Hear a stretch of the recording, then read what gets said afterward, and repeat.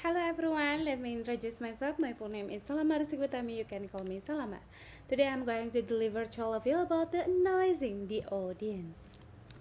There are five things that I'm going to deliver. The first about disposition. Third, the occasion matter. Second, audience analysis is crucial. Third, types of audience analysis questions. Fourth is about information gained from questionnaires, and the fifth is about audience adaptation stages. The first one is about disposition toward the occasion matter. This is the attitude of the audience toward the event is important. Every audience come with expectations. If their expectations are not met, they will feel bored, confused, and disappointed. For example, a public speaking class. They expect to learn useful tips for real life. So what happens if the speaker only reads the book without any example? It's so bored, right? Second, audience analysis is crucial. We have to understand demographic and situational traits. So a good speaker must understand the audience demographic and situational traits. Demographic is about age, gender, and education and cultural background. What about situational trait? It's about time, place, their mood, or their level of knowledge. So, we have to know about it all. For example, most university students are 18 to 22 years old. So, they like visual, slide, simple languages, and real life example. 18 to 22 years old is called demographic because it talks about the age. And then what about the situational traits example? If the class is in the evening, students may be tired. So the speakers should make the talk interactive. So we know about the situational. In short, what does my audience expect? Who are they? And what is their situational right now? If you answer these questions, your speech will connect better with the audience.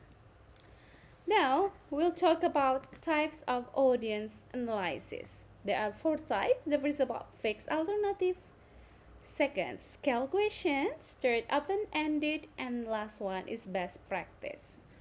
Fixed alternative questions is simple, fast, and limited informations. We can call it as a yes or no questions or multiple choice questions. For example, have you ever joined a sport club? And the second one is about scale questions. This is help us to measure the strength of their opinion. So, for example, on scale 1 to 5, how important is exercise for your life? What about open-ended questions? When audience give their own answer. For example, what kind of sport do you enjoy most and why? So gives more detailed informations. And last one is about best practice. This is the best method to combine all 3 types.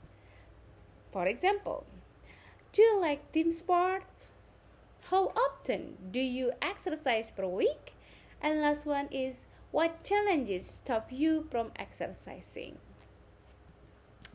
After that questions, we can get the information and information gained from questionnaires. There are 3: knowledge, attitude, and concern. Knowledge, what the audience already knows. Attitude, how they feel about the topic. Is it positive, negative, or neutral? Concern, what problems and or difficulties they face. So we can know about that one. For example, they know exercise is healthy. It's knowledge. They feel it is important. It's attitude. They don't have enough time because of classes. It's concern. So in short, by using different types of questions, You can better understand your audience knowledge, feelings, and problems.